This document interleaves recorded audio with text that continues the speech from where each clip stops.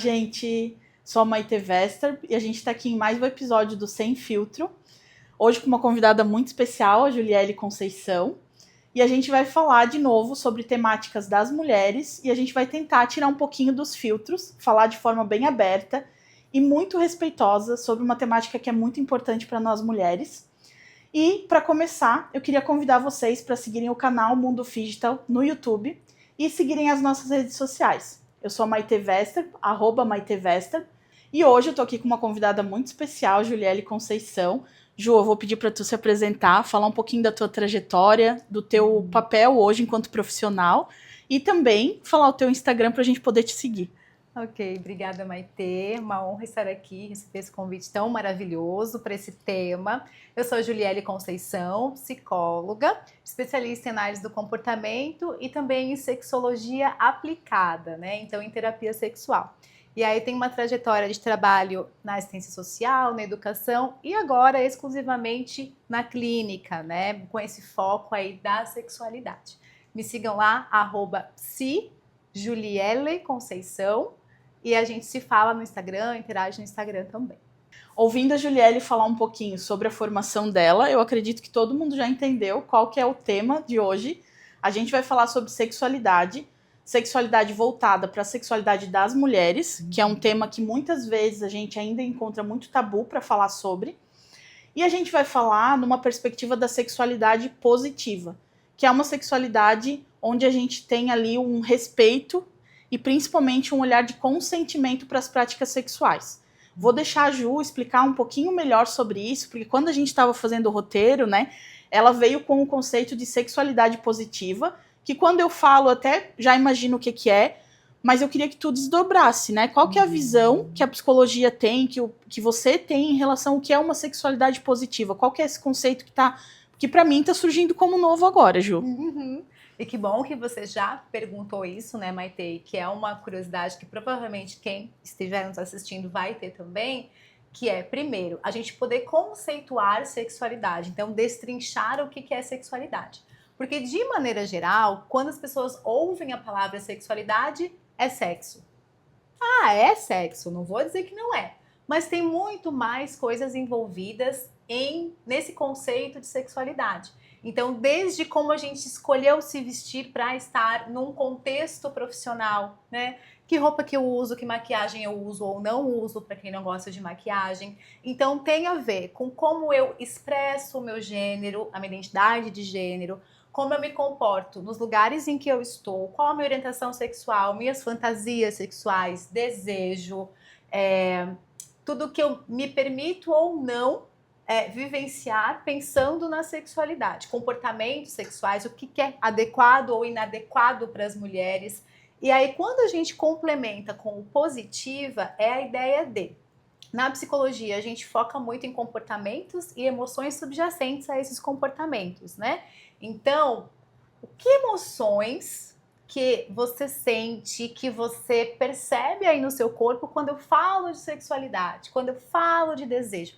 Ai, fico meio desconfortável, já sinto diferente quando eu começo a falar, né? Ou então, ai, que vergonha, começa a rir, né? Então, é a ideia de, sim, muito comumente a gente tem emoções desconfortáveis e infelizmente, né? A gente já vai aprofundar isso também, mas então a sexualidade positiva é conseguir identificar, conseguir viver uma sexualidade prazerosa, gostosa, alegre, animada, todas as emoções, sabe, curiosa, interessada, que a gente possa identificar como positivo, como sensações confortáveis. Basicamente é isso. Legal. Primeiro eu queria dizer que meu sonho, não sei se tu lembra, era ter um programa igual o da Penélope na MTV. Ai, tu lembra? A gente era muito adolescente, sim. Mas ela falava de sexualidade, de sexo, né, gente, de uma forma muito aberta. Mas porque eu, Maite, entendo que a gente, por muito tempo, a gente não falou sobre essa pauta, principalmente nós mulheres, a gente ainda, acho que a gente sofre muito com isso, assim, de poder falar sobre isso abertamente. Mas pra gente entrar nessas pautas da sexualidade, quando a gente tava fazendo o roteiro, tu me explicou que hoje a gente vai falar sobre uma parcela das mulheres, que a gente vai focar nas mulheres cisgênero. Queria que tu explicasse um pouquinho do porquê. Então, quando a gente consegue entender de forma ampla, né, o conceito de sexualidade, aí a gente vai entendendo que tem identidades de gênero e que dentre elas a gente tem o cisgênero, né, que sou eu, uma mulher cisgênero, que o que acontece? Eu nasci com uma vulva, com órgãos reprodutivos esperados, ditos femininos, esperados aí para uma mulher, para alguém que vai expressar a identidade de gênero feminina, né? Ok, então eu sou cisgênero, eu correspondo socialmente ao que é esperado de acordo com a minha anatomia, com o meu corpo. Agora, a gente tem mulheres que são mulheres com pênis, com órgãos reprodutores masculinos, né, ditos masculinos, esperado para homens, e que são as transgênero. Então, a gente tem ali uma outra identidade de gênero. Todas nós nos identificamos como mulheres, mas a gente fez o recorte para a entrevista de hoje de cisgênero porque eu entendo que a gente vai ter especificidades para mulheres trans que nós não vamos dar conta nessa entrevista. Então, em outro momento, a gente pode trazer esse tema, né? Acho muito pertinente, muito importante, mas eu quis trazer essa compreensão para que seja, na minha perspectiva, é um modo inclusivo, né, de tratar, que, assim, a gente não vai falar de mulheres aqui e já com uma perspectiva de cisgênero, sendo que a gente tem mulheres trans. A gente precisa considerar também essas mulheres. Mas hoje a gente vai focar na mulher cisgênero. E adorei que tu trouxe isso, né, Ju? Porque, inclusive, acho que já é um outro episódio que a gente tem que pensar, porque é toda uma outra forma de constituir sexualidade, são outras complexidades na forma de expressar sexualidade, vivenciar sexualidade, né? Então, acho que até por questões da nossa sensibilidade, uma hora a gente trazer esse conteúdo também, porque eu acho que as mulheres trans têm uma vivência que também a gente precisa falar sobre isso sem filtro, né? Com certeza. Então, acho que a gente vamos ficar devendo. O próximo episódio a gente já tem aí já tem um tema. Já tem um tema. Sim. Então, eu até brinquei, né, que eu gosto dessa pauta de falar sobre sexualidade e tudo mais. Gostaria de ter um programa. Acho que a gente pode... Depois a gente conversa, Ju. Pra falar mais sobre o tema, eu acho que é um tema que a gente não consegue... Inclusive, a gente não vai vencer ele hoje no episódio, né? A gente vai dar uma pincelada. Mas quando eu penso assim na minha história com a sexualidade, eu lembro de uma educação que não era uma educação positiva em relação a isso. Pelo contrário, quando tu falou ali que tem muitas pessoas que quando começa a falar sobre sexo, sobre sexualidade, se sentem envergonhadas, eu também tenho momentos onde, inclusive, né, nas minhas relações, vem culpa, um sentimento de culpa, né, de que a mulher não pode sentir prazer. Então, essa abordagem da sexualidade positiva, ela não foi trabalhada ao longo da nossa história. Eu queria que tu falasse, assim, como que isso impacta a forma como a gente vivencia a nossa sexualidade agora, né? Nós, mulheres adultas e tudo mais. Sim, ótimo. Pensando nos impactos, né, Maitê? É muito do que você está trazendo e para além disso. Então, a gente vai tender... E aí não é um determinismo, né? Quando a gente tem uma educação sexual mais negativa, uma perspectiva mais negativa, a gente tende a ter aí emoções mais negativas relacionadas à sexualidade na nossa vivência, nas nossas experiências sexuais, na vida sexual, em como eu me comporto, me visto, enfim, como eu falo, inclusive, se eu conto piada de sexo ou não conto, como que é isso, né? Então... a tendência é essa. E aí é o que você disse. Se a gente for pensar em educação sexual, se nós sentimos assim, né, um pouquinho ainda de trave, olha que a gente está aqui conversando, então é possível a gente desenvolver a habilidade de falar sobre sexualidade com menos vergonha, com mais espontaneidade, né? Mas se a gente tem isso, a gente vai pensando aí em filhos. Como que eu vou educar sexualmente, né, a sexualidade da minha criança, como é que vai ser e como vai ser para as próximas gerações.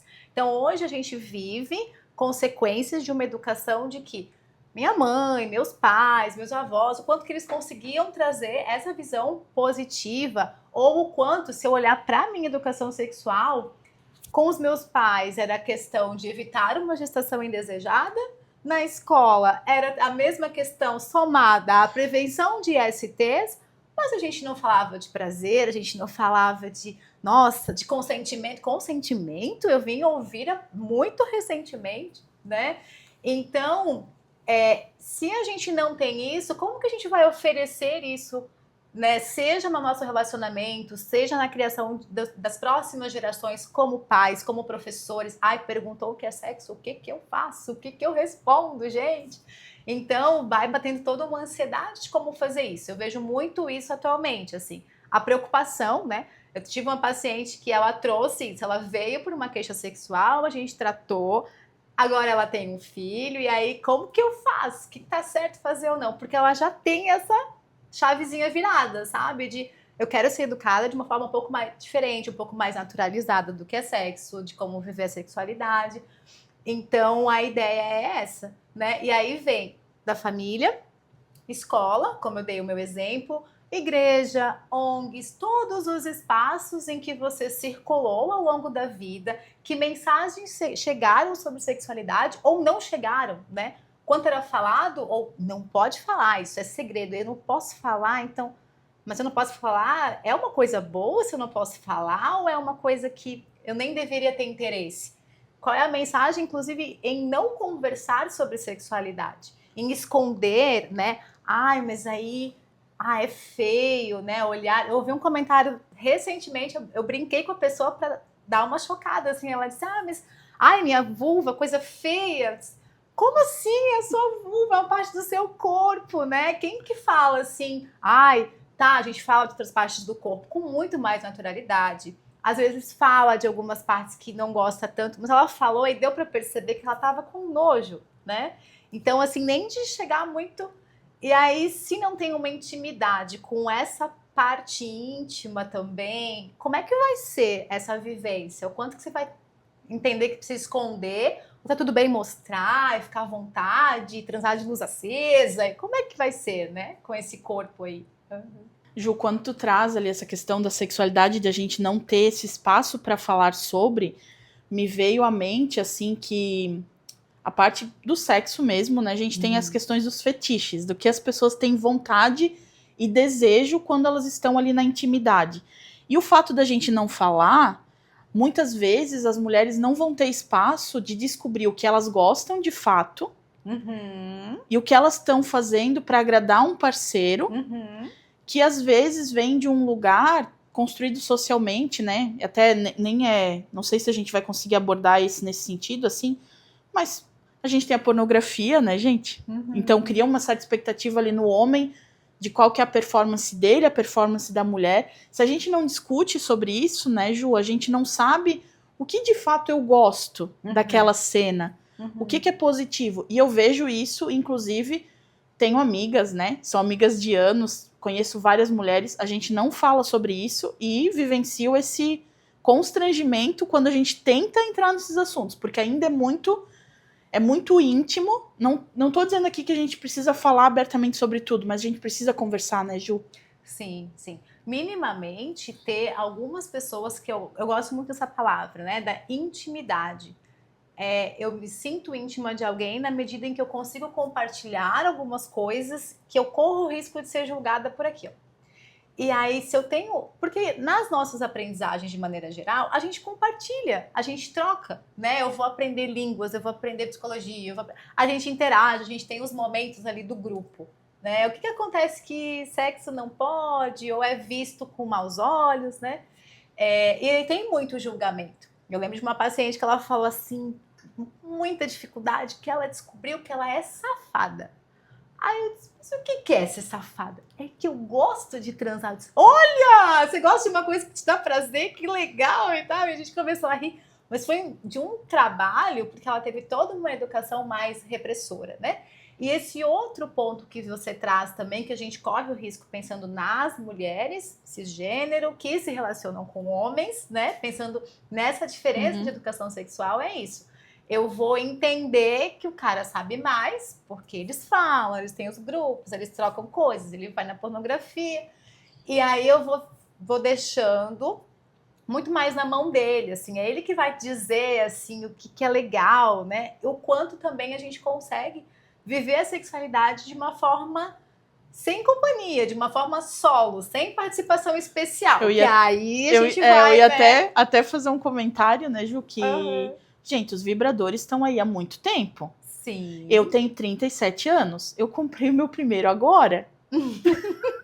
Isso hoje eu entendo que já é um erro para minha sexualidade, para minha saúde sexual, porque eu ficava dependendo. Sim, da iniciativa. Mas também, assim, se a gente tem iniciativa, e às vezes é uma sinuca, né? Se você não tem iniciativa, é porque ela não tem interesse, ela não me procura. Mas se você tem, mas ela é muito avançada, mas aí eu fiquei ansioso, porque o que ela tá esperando de mim como homem? Então, tem uma série de camadas aí, Tu tinha né? me falado desse caso da tua paciente que se reconheceu safada, né? Uhum. E é uma questão para as mulheres, de talvez a gente não pode expressar o desejo, de fato. Expressar que gosta. Sim. Porque a gente ainda tem aquela amarra social de que a gente tem que ser recatada, né? Então, o quanto isso tem privado a gente de ter prazer, de vivenciar a sexualidade de forma respeitosa, com consentimento e de vivenciar com prazer, principalmente, né? Sim, exatamente. E de novo, a gente vai entender, de onde que vem que eu preciso ser recatada? Quais comportamentos são próprios de uma mulher recatada, quais não são, né? Então, a gente vai tender a compreender que tem uma educação religiosa também muito presente, né? E que às vezes você vai poder pensar o seguinte, não, mas eu sou ateu e tal. Tá, ok. Mas o quanto de elementos religiosos tem na sua cultura, né? Tá Que te sempre ali. contam coisas e que vai ficando pra gente. A gente vai naturalizando algumas coisas sem perceber. Algumas mensagens que chegam sobre o que é adequado ou não em termos de comportamento sexual. Exato. Ju, e chega bastante mulher pra ti em atendimento, né? Entendo que tu atende só mulheres, é isso? Eu também atendo homens, mas aí a gente tem essa estatística que é muito comum, né? Mas, sim, da psicologia. Da psicologia, da cuidados de saúde, são né? as mulheres que estão chegando na terapia, exato. Exato. Uhum. E o que chega para ti na clínica em relação a queixas e questões relacionadas à sexualidade? Quais são os principais temas? Eu acho que o tema-chefe é a questão do desejo sexual, né? Eu não tô muito interessada, não sei o que está acontecendo, né? Mudou ali, a gente já tem uma frequência sexual mais baixa. E aí é importante, tanto assim, fazer esse ranqueamento, digamos assim, tem a questão do desejo sexual, tem a questão do orgasmo, de sentir prazer.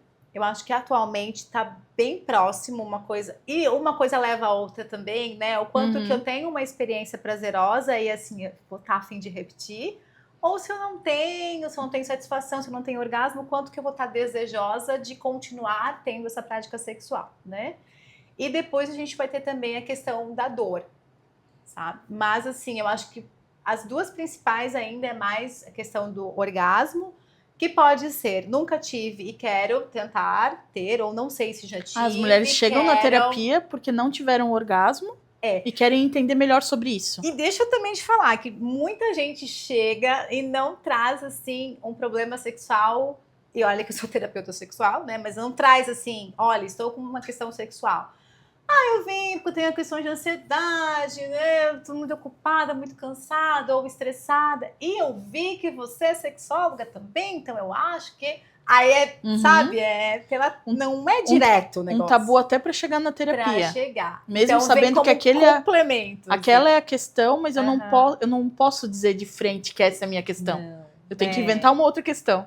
Primeiro vem outra, e dessa dali, se der tempo, a gente trabalha. Aí a gente vai também percebendo que tá tudo interligado, né? Então, tem essa questão da queixa, e aí eu vou investigando, aprofundando, entendendo o que tá acontecendo. Eu brinco que é montando quebra-cabeça, e aí entendendo o que é o estresse, a ansiedade tem a ver com a vida sexual, com a falta de desejo, vai formulando o caso, né? Que a gente diz. E aí também tem uma diferença importante que é, a gente recebeu uma queixa sexual, então um problema sexual, tem ali um sofrimento presente, e essa queixa caracterizar uma disfunção sexual. Porque a disfunção, cientificamente falando, ela já está ali estabelecida por pelo menos 6 meses. Então é algo que já está mais enraizado ali, já é o mais comum para aquela pessoa. Independente de ser uma disfunção ou um problema sexual, nós vamos olhar para isso, porque ambos trazem sofrimento, cada um aí na sua medida, né, para cada pessoa, que também é muito individual, mas só lembrar que não é a mesma coisa, mas que tem tratamento tanto para problema sexual quanto para disfunção sexual, que é quando esse problema já está há mais tempo ali estabelecido na vida daquela pessoa. Tá? Ju, a gente tava discutindo disfunção sexual e problema sexual. Eu queria que tu explicasse de novo, assim, pra ver se eu entendi. Disfunção sexual é quando a pessoa tá apresentando aquela situação há mais tempo. Isso. Pelo menos 6 meses que ela tem aquele problema sexual.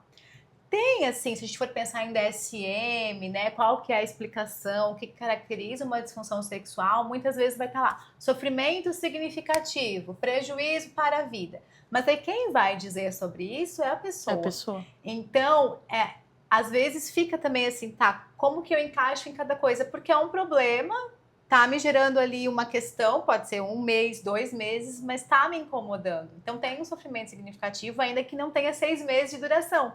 E a gente vai tratar da mesma forma, no sentido da importância que tem para a vida daquela pessoa, no impacto da sexualidade dela e da vida como um todo. Porque se você tem um problema, né, na esfera sexual, você também, né, tem aí, se a gente for pensar o que a Organização Mundial de Saúde preconiza em termos de qualidade de vida, é um dos pilares para a qualidade de vida. Você ter uma sexualidade, viver a sua sexualidade com satisfação, com liberdade, com os direitos garantidos, com consentimento. Então, tudo isso está envolvido.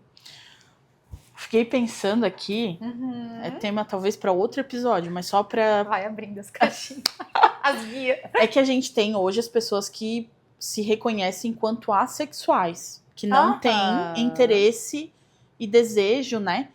Só que eu acho que é um ponto bem importante a gente abordar, que sim, existem pessoas assexuais, mas o quanto de mulheres que talvez acham que não gostam de práticas sexuais e tudo mais, e daí às vezes se acham assexuais, mas não é bem isso, entende? Fiquei pensando assim, às vezes é da vivência, né, do que ela já passou, de não ter tido uma experiência prazerosa. Tem muita mulher que tem essa história, né? Sim. E aí também a gente pensar que esse conceito de assexualidade é um conceito mais recente, né? É essa ideia de não ter interesse nenhum ou ter pouquíssimo interesse sexual, mas aí entra toda essa investigação que contempla o que você está trazendo, como é que foram as experiências, o que aconteceu, né, ao longo da vida, como foram esses relacionamentos. Então eu tenho histórias que eu entendo isso, assim, que a paciente também já foi entendendo que, poxa, eu tive uma história que realmente ela não contribuiu para eu gostar. Eu tinha dor, agora tá um pouco mais tranquilo, mas eu ainda quero chegar no momento de prazer. Então a gente também tem esses estágios do tratamento, né? De ir se afastando do negativo, do sofrimento, da dor, do desconforto, para um momento mais tranquilo, até um momento. E é o que você falou também, o quanto que a dinâmica do relacionamento vai influenciar, tanto na dificuldade de ter orgasmo, quanto na dor na relação, né? Se você vai para uma relação sexual, que você tá tensa, você teve uma briga, isso falando assim, muito geral, né? Todo o teu corpo tá tenso, quanto que você vai estar aberta para receber prazer, para sentir nesse corpo, né? Quanto que esse corpo se sente seguro e à vontade para estar ali de forma plena, sentindo prazer, ou quanto que ele está mais tenso, mais retraído, mais rígido e dificulta mesmo uma satisfação sexual, né? Uma relação sexual. E daí entra a parte do consentimento que a gente estava falando da sexualidade positiva, né? Porque às vezes a gente tá num relacionamento, né? E a gente entende que o sexo é parte do relacionamento e que eu sou obrigada a performar em qualquer... E tem muitas mulheres que relatam isso, né, Ju? De estar num relacionamento, tá casada, tá namorando, e ter relação sexual quando não tá tão afim assim. E daí isso vai gerar ali, às vezes, depois uma disfunção ou um problema sexual por conta do que acontece depois, né? Do sentimento, né? De estar fazendo uma coisa que tu não exatamente está consentindo. Faz sentido? Sim, faz muito sentido. Inclusive, pesquisa sobre consentimento, a gente não tem tantas assim na psicologia, a gente vai encontrar, tem alguns achados mais internacionais, e que é justamente isso, de se eu estou num relacionamento, eu deveria transar. Faz parte do pacote. Como se não dependesse do seu momento de vida, do seu contexto, de como é que tá esse relacionamento, né? Porque assim como a vida é dinâmica, a gente tem momentos mais tranquilos, outros mais estressantes e tudo mais, o relacionamento também pode ser dinâmico. Então, mas sim, os casais entendem que somos um casal, isso é sinal para ter relação sexual. A gente pergunta lá na pesquisa, né? Como você entende que a sua parceira quer transar? Ah, mas a gente é parceira, é claro que ela quer transar. E vice-versa. Então tem essa aprendizagem. Mas ao mesmo tempo, se a gente olhar para a realidade, tem momentos que nenhum dos dois quer, ou que tá cansado, ou quer fazer outra coisa, né? Mas a aprendizagem sugere que homens sempre querem o que também, mulher... o que também é uma questão, né, Ju? A gente hoje tá Exatamente. falando de mulheres, mas os homens também são impactados por isso. Às vezes, Com eles certeza. não querem, né, ter uma Sim. performance na cama, eles também, enfim. E daí o homem não tem esse direito também, né, de negar. Enfim, por isso que a gente tem que discutir sexualidade para todo mundo. A gente tá focando aqui nas mulheres, mas eu diria que para os homens também não tá tão positivo assim, né? Se a gente for esmiuçar a prática deles, né? E talvez eles digam que está, mas quando a gente investiga e entende, e eles vão entendendo de sentimentos, os momentos que são, mas que eu fico mais ansioso, o que está acontecendo ali, quão não se reconhecem, mas quão emocionais eles também são, e realmente, né, podem entrar em sofrimento com isso, com essa educação, né? E até quando a gente tava fazendo o roteiro, tu colocou lá falar sobre disfunção sexual, que tu já adentrou nisso, né? Só que quando a gente vê falar sobre disfunção sexual, normalmente a gente tá falando dos homens. Mas as mulheres também sofrem, né? E quais são as disfunções sexuais que podem aparecer, assim? O que acontece na prática da vida sexual da mulher, da sexualidade dela, que são consideradas disfunções, assim. Tu citou a dor, que eu queria que tu explorasse um pouco também. Isso. Então a gente pensou ali nas queixas, né? Os problemas sexuais. E qual é o nome que cada um desses problemas recebe, né? Cientificamente falando. Então, a gente pode encontrar vaginismo e dispareunia para transtornos da dor. Que o que quer dizer? De forma muito simples, assim. Vaginismo, quando você tenta um sexo com penetração e parece que tem uma parede, fica impedida a penetração, né? E aí isso causa dor. Imagina você estar tentando adentrar algo que não é possível, né? Todos os músculos ali do canal vaginal estão impedindo a penetração. A dispareunia, acontece a penetração, mas com dor. Então, todo aquele movimento da relação sexual ocasiona dor para essa mulher. Depois, a gente vai pensar em anorgasmia, que é ausência de orgasmo, e que pode ser primária ou secundária. Então, essa dificuldade de chegar ao orgasmo, né? Primária, nunca tive um orgasmo, nem sei o que é isso, não tenho essa experiência, quero tentar chegar lá. Ou ainda secundária. Tive uma certa fase da minha vida e em dado momento não consigo mais. E aí a gente vai tentar entender o que está acontecendo. E aí pensar também na disfunção de inibição do desejo sexual, que é a falta de interesse, dificuldade de excitação. Então, falta mesmo de um desejo pela relação sexual, tá? Lembrando que quando a gente pensa em relação sexual, a gente vai entender 3, 4 fases, dependendo da perspectiva. Então, a gente pensa em desejo, a gente pensa em excitação e a gente pensa em orgasmo. E, para algumas perspectivas, resolução, relaxamento, né? Então, finalização do ato sexual. Então, a gente vai entendendo que a disfunção pode ser tanto do desejo, do começo ali da relação sexual, pode ser mais no meio da relação sexual, uma questão de excitação, né? E pode ser no final, que tem mais a ver com o orgasmo. Te ouvindo falar, eu fiquei pensando na quantidade de mulheres que têm, principalmente dor, ou nas que não atingem o orgasmo e que não sabem por que isso acontece, né?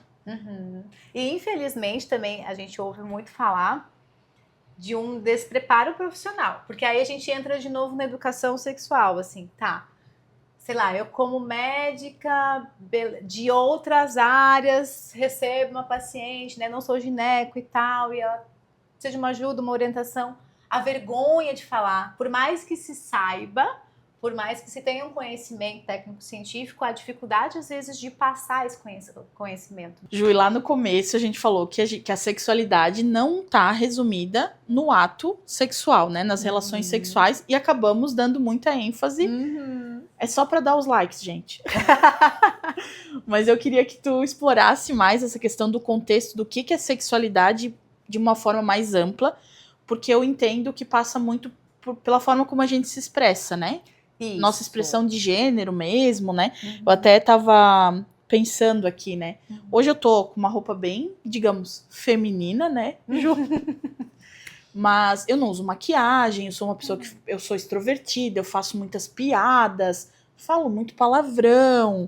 Então a minha forma de me expressar muitas vezes já foi um ponto a ser debatido nas minhas relações, principalmente relações heteronormativas, né?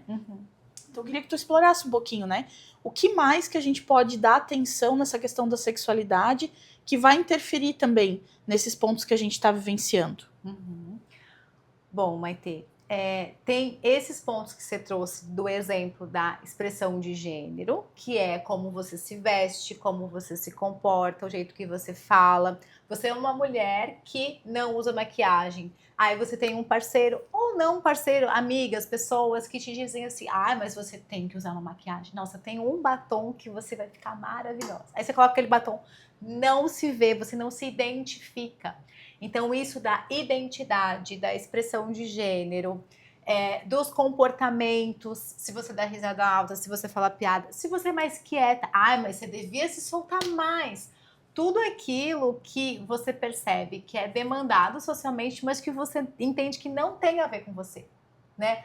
Você tem que pintar a unha. Não, a pessoa não gosta de pintar a unha, não é dela, né? Ou tem que usar o esmalte X, de cortar, enfim, para atender uma demanda social e que você não se identifica. O corte de cabelo, então toda essa parte, né, da expressão e tudo que a gente fala ali de ser julgado, ser punido, né? Então, assim, esses julgamentos, porque esses julgamentos pode parecer algo muito básico, gente, mas assim, com frequência pode sim afetar a autoestima da pessoa. Eu imaginei que ia chegar nesse ponto. Começa a mudar. Então, questões de autoestima, de autoimagem. Nossa, mas é que você era mais bonita com cabelo. Eu tô com cabelo curto, né? Com cabelo comprido, com cabelo liso. Uma mulher negra que tem o cabelo crespo, que gosta de ter o cabelo crespo.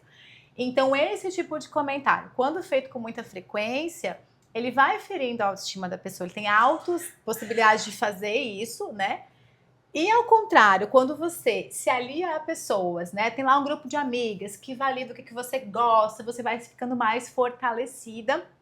E aí a sua autoestima fica fortalecida, a sua identidade, a sua expressão, a sua sexualidade de maneira geral. Ô, Ju, até ia falar, né? À medida que a gente deixa a nossa autenticidade de lado, que eu não sou eu mesma, porque eu tô tentando atender ali um padrão social, qual é o parceiro ou a parceira que eu vou atrair?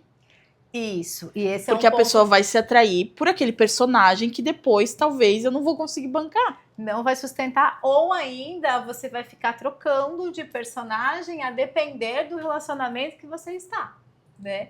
Infelizmente, isso pode acontecer. E aí você vai... A Maitê que um dia não gostava de maquiagem, daqui a pouco aparece todo dia super maquiada e aí fica, né? Fica estranho, mas a gente vai entendendo a partir desses acontecimentos de vida, né? O quanto que você está conseguindo bancar a autenticidade ou não. E porque é essa parte da sexualidade, né, Ju? Que a pessoa vai se atrair primeiramente. Pra depois chegar lá onde a gente estava falando antes, que é o ato, o desejo pensar sexual. Na atração, mas né? a atração por aquilo que eu tô vendo, como se move, se comporta, né? Isso. E aí, de novo, quando a gente pensa em sexualidade de uma forma mais ampla, a gente vai pensar nisso da atração, a gente vai pensar em orientação sexual. A gente tá falando muito, assim, de relacionamentos heterossexuais, mas a gente vai pensar, uma mulher que está assistindo é uma mulher lésbica, né, que tem orientação sexual por outras mulheres, atração sexual por outras mulheres. Então vai entrar nisso da atração também. As fantasias, nossa, eu tenho tal fantasia sexual, não sei. Transar em público, não sei. Aí o parceiro diz que isso é nossa, super estranho, não sei. Então, assim, poxa, eu tô aqui compartilhando uma coisa íntima e eu tô sendo julgada. O quanto que, né, eu posso ter alimentado a minha fantasia ou não. E a minha fantasia faz parte de quem eu sou e da minha Não, sexualidade. eu tava rindo. E dá pra rir até também. Não, por conta das fantasias, vou dar um exemplo. Por exemplo, gente, eu não uso maquiagem de jeito nenhum, assim, é bem raro, tal, eu não gosto.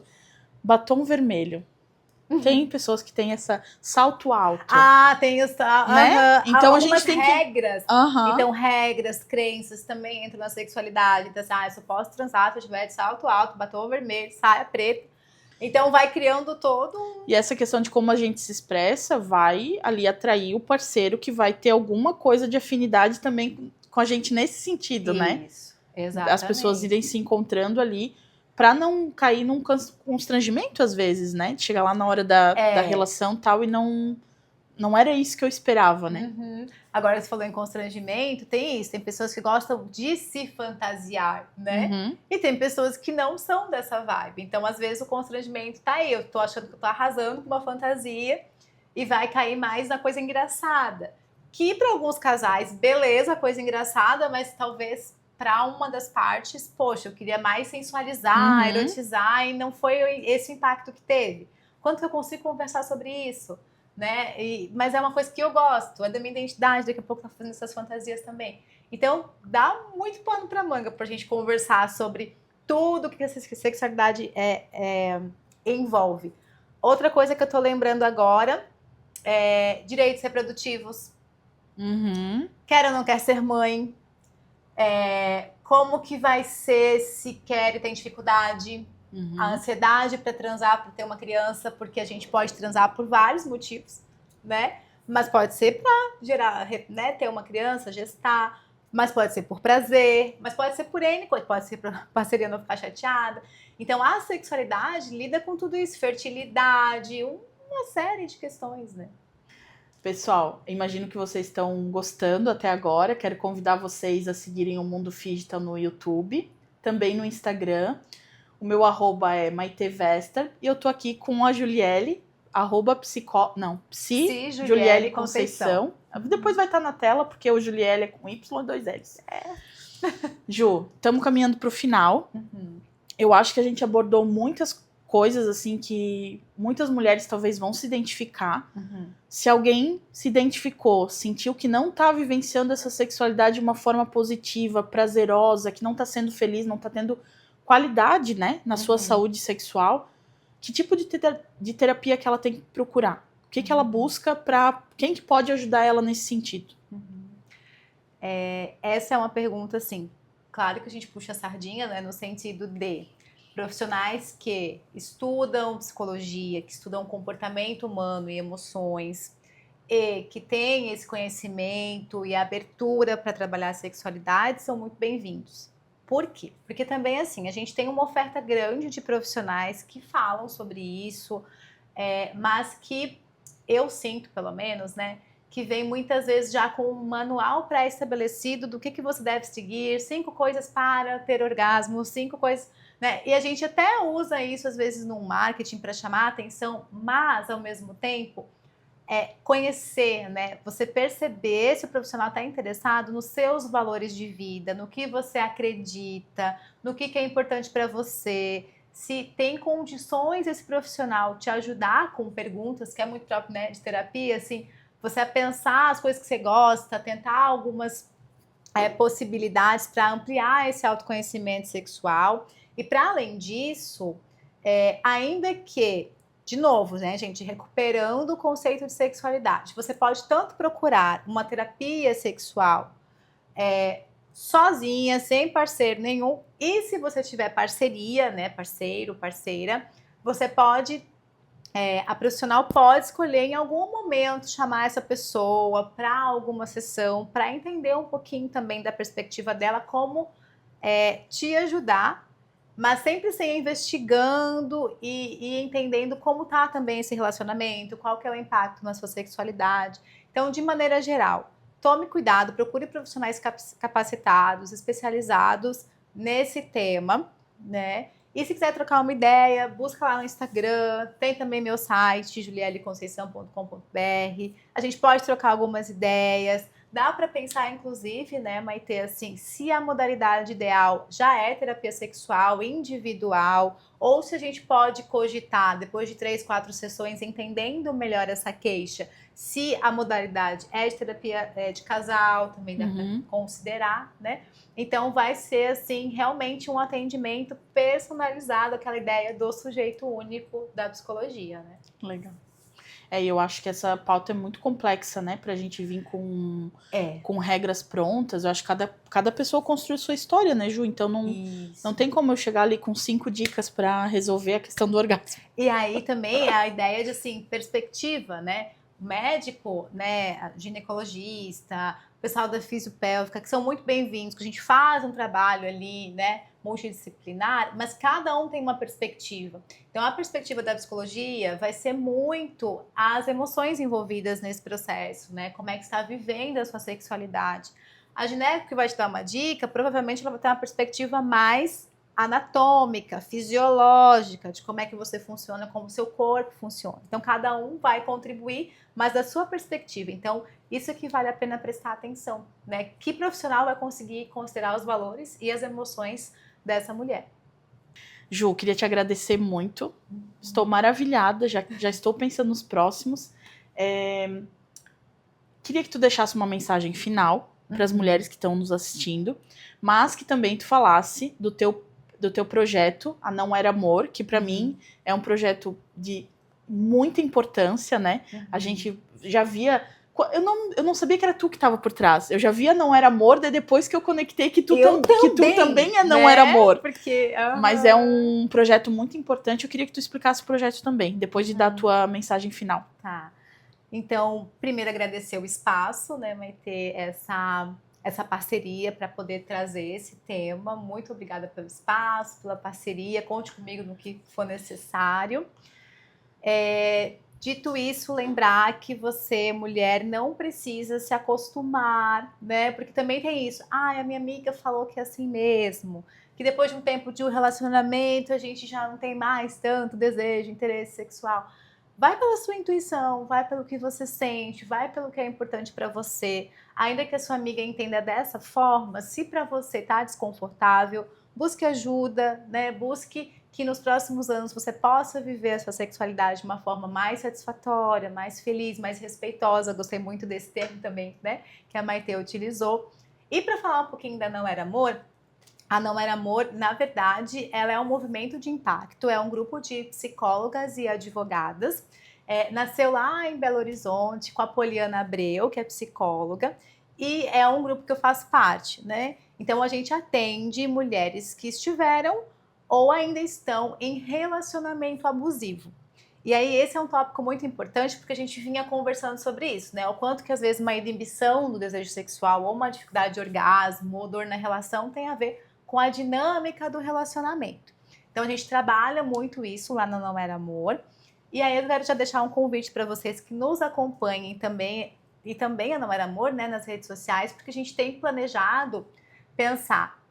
Até então a gente pensa muito em identificar um relacionamento abusivo, quais as consequências para a sexualidade, mas agora a gente está pensando muito fortemente em como proporcionar vivências, né? Então a gente está pensando num workshop para poder desenvolver uma sexualidade positiva, uma sexualidade saudável. Então, em breve a gente vai estar com esse lançamento aí, trazendo essa ideia. Então, se você tem um interesse pelo workshop, já nos siga, já manifeste interesse, a gente pode colocar numa lista de espera, e aí você vai ser avisada quando ele estiver acontecendo. Pessoal, quero agradecer vocês a terem ficado com a gente nesse programa. Estou muito feliz com o conteúdo, Ju. Muito obrigada. E como minha mensagem final, gente, eu quero que as mulheres comecem a experienciar uma sexualidade positiva. Eu acho que essa é a mensagem final. Vocês têm esse direito. Nós, enquanto mulheres, nós temos direito de ter uma sexualidade mais positiva e também de vivenciar o prazer através dela. Eu acho que esse é também um recado bem importante para hoje. Quero convidar vocês a seguirem o Mundo Phygital no YouTube, nas redes sociais, no Instagram, no TikTok. E também me sigam, Maitê Vester, e a gente vai continuar aí com os conteúdos agora no mês de março. Espero que vocês continuem nos acompanhando. Um beijo e até a próxima. One time like, two time like